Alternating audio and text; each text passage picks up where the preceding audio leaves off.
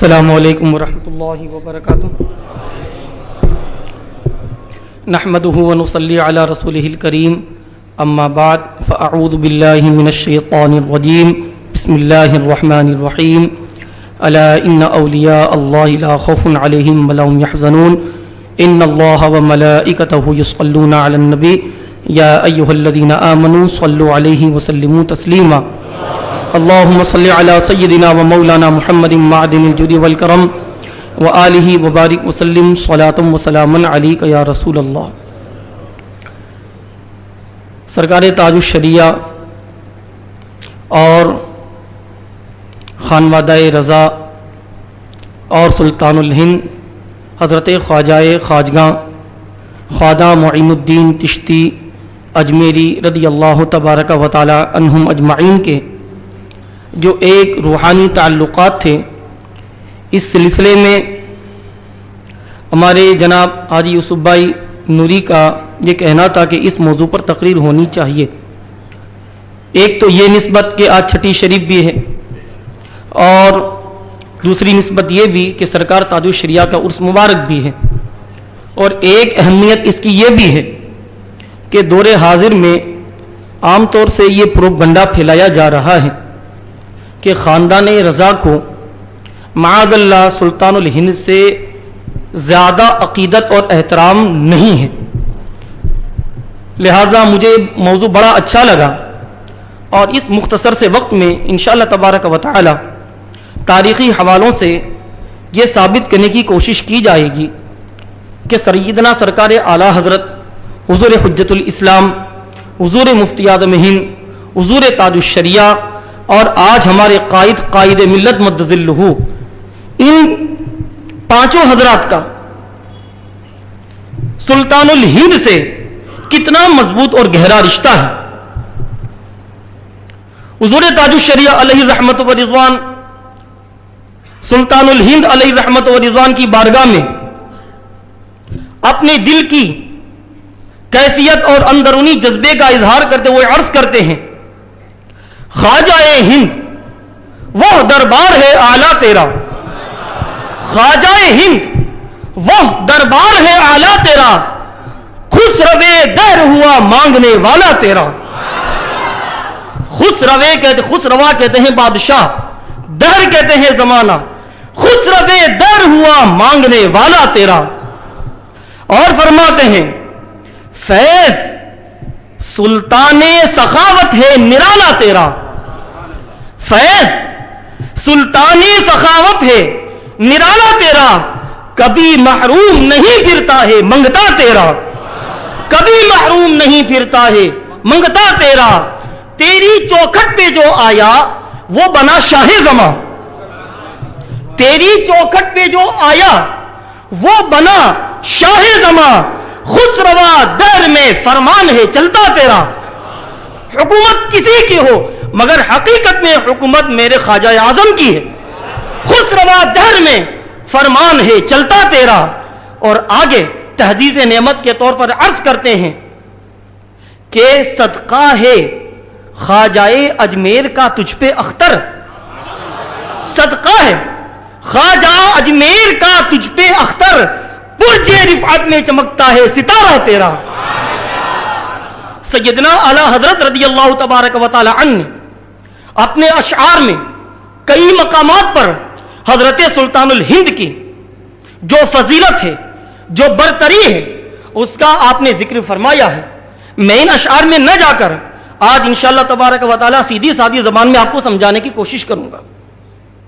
زندگی میں کم سے کم 2 مرتبہ سیدنا سرکار اعلیٰ حضرت کی بارگاہ اجمیر میں حاضری ہوئی ہے. پہلی مرتبہ کا یہ واقعہ کتب تواریخ میں ملتا ہے کہ سیدنا سرکار اعلیٰ حضرت اپنے چند مریدین اور خلفاء کے ساتھ بریلی شریف سے اجمیر کے لیے روانہ ہوئے. تو پہلے چونکہ دلی آنا پڑتا ہے، دلی سے اس زمانے میں بریلی شریف کے لیے ایک ٹرین چلتی تھی، بی بی اینڈ وی سل ایکسپریس. جب یہ ٹرین روانہ ہوئی اور پھلیرا کا اسٹیشن آیا، مغرب کا وقت ہو گیا تھا. سیدنا سرکار اعلیٰ حضرت رضی اللہ تعالیٰ عنہ نے اپنے ہمراہیوں سے فرمایا کہ اسی اسٹیشن پر نماز ادا کر لی جائے گی. انشاءاللہ آپ لوگ سکون سے نماز ادا کریں, جب تک ہم نماز نہیں پڑھیں گے یہ ٹرین یہاں سے چلے گی نہیں. سبحان اللہ. اب اس کے بعد سیدنا سرکار اعلیٰ حضرت لوگوں کو وضو کا حکم دیتے ہیں اور اس کے بعد مصلی امامت پر تشریف لے جاتے ہیں. ابھی پہلی رکعت ختم ہو کر دوسری رکعت شروع ہوئی تھی کہ ویسل بجی. لوگ ہمی کے ساتھ ٹرین میں چڑھ گئے. پھر آخری جب تیسری اور آخری ویسل بجی اور ڈرائیور نے ٹرین چلانے کا ارادہ کیا ہی تھا کہ دیکھتا ہے وہ بار بار کیا کہتے ہیں اس کو اسپیڈ ریور دینے کی کوشش کر رہا ہے, مگر اس کے باوجود ٹرین نہیں چل رہی ہے. اب اس نے کیا, ٹرین کو پیچھے کی طرف چلایا تو دیکھا کہ ٹرین چلتی ہے. پھر آگے کی طرف بڑھانا چاہا تو پھر رک گئی. پیچھے سے گارڈ آتا ہے,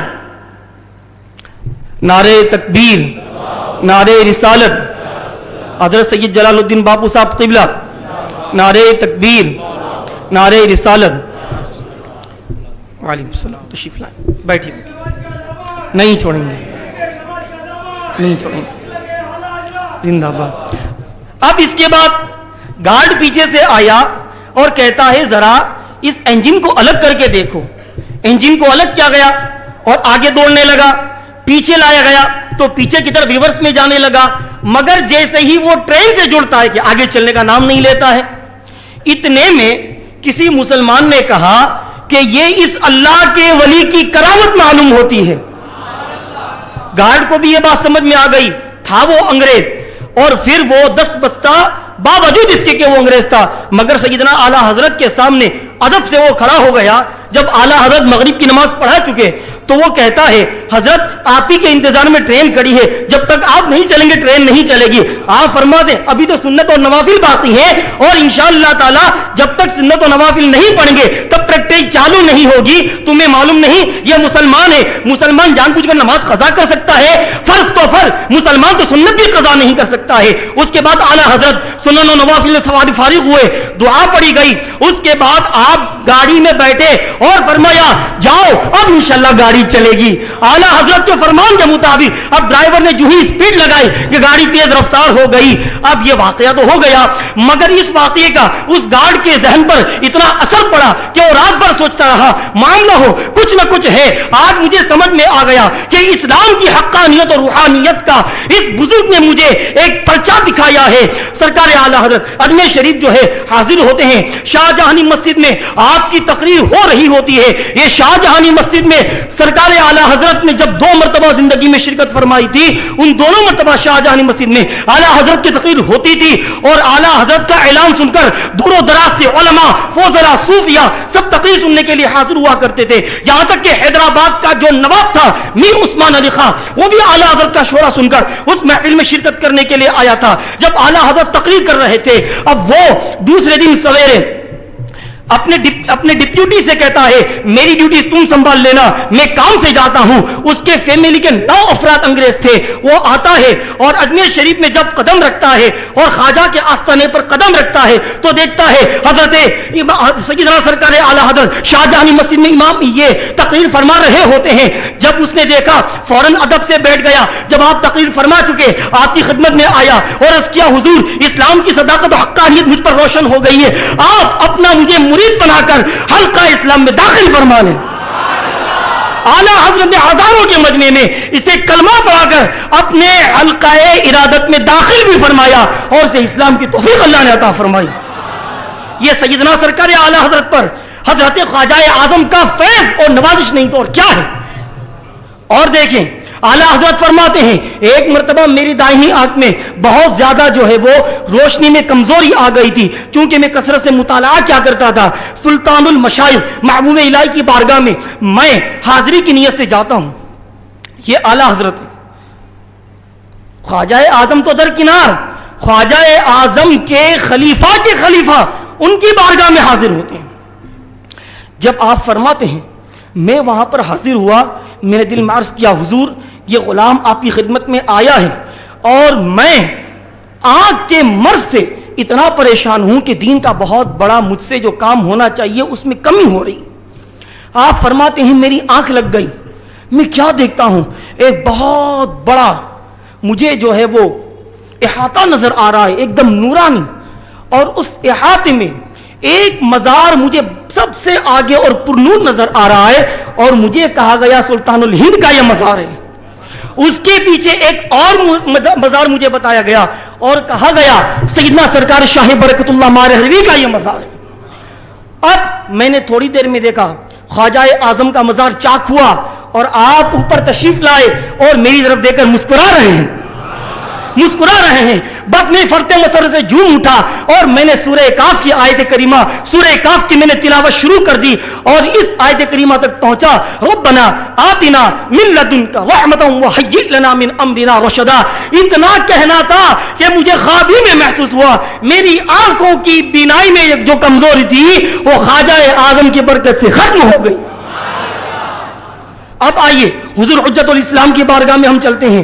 حضور حجت الاسلام سرکار اعلیٰ حضرت ہی کی زندگی میں ہجری سن 1336 میں آپ بریلی شریف سے اجمیر معلیٰ حاضر ہوتے ہیں اور وہاں پر ایک مجلس علماء جو اس زمانے کے اکابر علماء تھے ان کی ایک کمیٹی بنائی گئی تھی, اس کا نام تھا مجلس علماء. آپ کو اس کا رکن خاص منتخب کیا گیا تھا اور سرکار خواجہ اعظم کی حاضری سے آپ مشرف ہوئے. اس کے بعد دوسرے سال ہجری سن 1337 میں حضور حجت الاسلام دوبارہ بریلی شریف سے بارگاہ خواجہ اعظم میں حاضری دیتے ہیں اور اب کی مرتبہ کئی دن رکے تھے اور متعدد مرتبہ خواجہ اعظم کی درگاہ کی حاضری سے اپنے آپ کو مشرف کیا. اسی درمیان ایک بہت بڑا فتنہ جو اس زمانے میں جو پیدا ہوا تھا یہ دوسری مرتبہ کی حاضری سے ختم ہو گیا تھا. ہوا یہ تھا کہ ابھی بھی خانقاہ کے صحن میں دارالعلوم عثمانیہ معینیہ آج بھی قائم ہے. اس وقت وہاں کے ایک بہت بڑے مدرس تھے حضرت علامہ مولانا معین الدین صاحب علیہ رحمہ. ان کو اعلیٰ حضرت سے شکایت تھی ایک کہ اعلیٰ حضرت وہابیہ کی کیوں تکفیر کرتے ہیں, دیوبندیوں کی کیوں تکفیر کرتے ہیں. جب حضور حجت الاسلام پہنچے تو حضرت مولانا معین الدین صاحب نے کہا کہ میرے گھر آپ آئیں, خط کے ذریعے لکھا. جب آپ کے پاس یہ خط پہنچا تو آپ نے فرمایا کہ میں نے تمہارے متعلق سنا ہے تم دیوبندیوں کی تکفیر نہیں کرتے ہو جب تک تم حسام الحرمین میں اعلیٰ حضرت نے علماء دیوبند کی جن کتابوں سے ان کے نام اور صفحے کے ساتھ عبارات درج کی ہیں اور ان عبارات کفریہ کی وجہ سے علماء مکہ اور مدینہ نے ان چاروں کا نام لے لے کر تکفیر کی ہے, جب تک تم ان کی تکفیر نہیں کر لیتے میں تمہارے یہاں نہیں آ سکتا. مولانا معین الدین صاحب نے کہا حضرت مجھے معلوم نہیں یہ علماء دیوبند ہیں کون اور ان کا جو ہے کیا برا عقیدہ تھا, انہوں نے کیا کفری عبارات لکھی, اور حسام الحرمین کا تو میں نے نام بھی نہیں سنا. اس زمانے کی سہولیات نہیں تھی اور ان کا تازہ زمانہ تھا. پھر حضور حجت الاسلام نے ان کے پاس میٹر بھیجے اور دوسرے دن جمعہ کے بعد ان کے پاس آنے کا وعدہ کیا تھا. ابھی حجت الاسلام نے ان کے پاس میٹر بھیجا ہی تھا کہ انہوں نے جوابی خط لکھا حضرت اب میری سمجھ میں آ گیا, میں اپنے موقف سے رجوع کرتا ہوں اور آج حق مجھ پر روشن اور آشکار ہو گیا اور میں بھی ان چاروں کی تکفیر کرتا ہوں. نعرہ تکبیر, نعرہ رسالت, نعرہ رسالت. مناظر اہل سنت حضرت علامہ عبدالستار حمدانی صاحب قبلہ.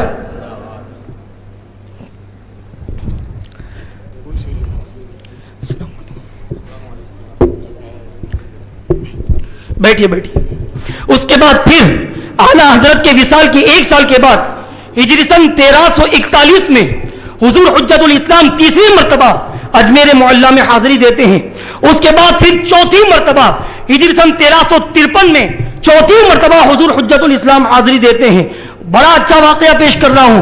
عرس غریب نواز کے موقع پر جب چوتھی مرتبہ حضور حجت الاسلام نے اجمیر معلیٰ میں حاضری دی تو لوگوں کا بیان ہے کہ اس وقت غیر مسلم راجپوت جو درگاہ خواجہ غریب نواز میں بیٹھے ہوئے تھے، حضور حجت الاسلام کا روشن و تابناک چہرہ دے کر وہی اپنی کفر کی رسی کو توڑتے ہیں اور آپ کے صدقے میں اسلام میں داخل ہو جاتے ہیں۔ یہ حجت الاسلام کا خدا کی جانب سے وہ عطیہ تھا، وہ حسن خدا داد تھا، جن کو دیکھ کر اجمیر محلہ میں غیر مسلم راجپوت دن مسلمان ہو جایا کرتے۔ یہ خواجہ اعظم کی ان اولیاء پر نوازش نہیں تو اور کیا ہے، اور ان بزرگوں کی خواجہ اعظم سے عقیدت نہیں تو اور کیا ہے۔ اور آئیے اس کے بعد حضور مفتی اعظم کا زمانہ آتا ہے۔ حضور مفتی اعظم کے زمانے میں سید غلام علی چشتی، یہ اعلیٰ حضرت کے مرید بھی تھے اور خلیفہ بھی تھے۔ سید حسین علی چشتی یہ بھی اعلیٰ حضرت کے مرید اور خلیفہ تھے، اور اسی درگاہ کے یہ دونوں خدام میں خاص تھے۔ حضور مفتی اعظم نے ایک مرتبہ سید غلام علی کی وساطت سے اس بارگاہ میں حاضری دی، چادر آپ کے سر پر رکھی گئی تھی، اور اس کے بعد پھر امامہ مزار شریف پر رکھ کر حضرت کے سر پر سجایا گیا، جو وہاں کا معمول ہے۔ حضور مفتی اعظم بڑے خوش ہوئے تھے اس وقت، اور آپ نے لوگوں سے یہ تلقین کی، میرے سلسلے سے جو لوگ وابستہ ہیں یہ اجمیر میں آئیں، مولانا حسین علی چشتی کی وساطت سے بارگاہ غریب نواز میں حاضری دیں۔ اس سے معلوم ہوا کہ آج ہمیں یہ اولیاء اللہ جو دیکھتے تھے وہ ہم نہیں دیکھتے ہیں، اس لیے آج ہمیں اگر حاضری دینا ہے تو اپنے ان بزرگوں کے نقش قدم پر چلتے ہوئے آج جو سنی صحیح العقیدہ ہیں ان کی وکالت سے ہمیں حاضری دینا ہے۔ اب آخری واقعہ بیان کر کے اپنی گفتگو کو سمیٹ لیتا ہوں۔ حضور مفتی اعظم رضی اللہ تعالیٰ عنہ کے زمانے میں اسی اکبری مسجد کے ایک امام قاری مبشر رضا تھے، قاری محمد بشیر۔ انہوں نے ایک مرتبہ غریب نواز کی بارگاہ میں دعا کی کہ حضور پیر کامل کی تلاش و جستجو کرتا ہوں مگر مل نہیں رہا ہے، اپنی کوتا نظری کی وجہ سے حضور کرم فرمائیں۔ وہ کہتے ہیں کہ دعا کر کے آیا، اپنے حجرے میں سو گیا، آدھی رات ہوئی تو کہ میری قسمت جاگ گئی، دیکھا کہ اکبری مسجد کے منبر پر ایک بزرگ تقریر کر رہے ہیں۔ لوگوں نے کہا کہ یہ تاجدار اہل سنت حضور مفتی اعظم ہی ہیں، جاؤ ان سے مرید ہو جاؤ۔ وہ کہتے ہیں ابھی میں دوڑ کر جانے والا تھا کہ میری آنکھ کھل گئی، پھر میں نے صبح علماء کرام سے بتایا، فرمایا جو حلیہ تم بیان کر رہے ہو وہ حضور مفتی اعظم ہی کا حلیہ ہے۔ پھر کہتے ہیں کہ میں حضور مفتی اعظم کا انتظار کرتا رہا، یہاں تک کہ عرس غریب نواز میں جب آپ تشریف لاتے ہیں اسی لباس میں جس لباس میں خواب میں نے آپ کو دیکھا تھا اسی لباس میں بیداری میں دیکھا اور آپ کا پاؤں پکڑ کر آپ کا مرید ہو گیا۔ تو یہ خواجہ اعظم کی مہربانیاں اور آپ کی نوازشیں خانوادہ رضا پر ہمیشہ رہیں، اور خانوادہ رضا بھی اپنی عقیدت و محبت کا دم ہمیشہ، اور یہ خانوادہ رضا کے جتنے بھی افراد ہیں یہ بھی خواجہ اعظم سے اپنی عقیدت اور محبت کا دم بھرتے رہے۔ اللہ تبارک و تعالیٰ کی بارگاہ میں دعا ہے کہ ہمیں ان تمام بزرگان دین سے محبت کرنے کی توفیق عطا فرمائے۔ السلام علیکم۔ اب میں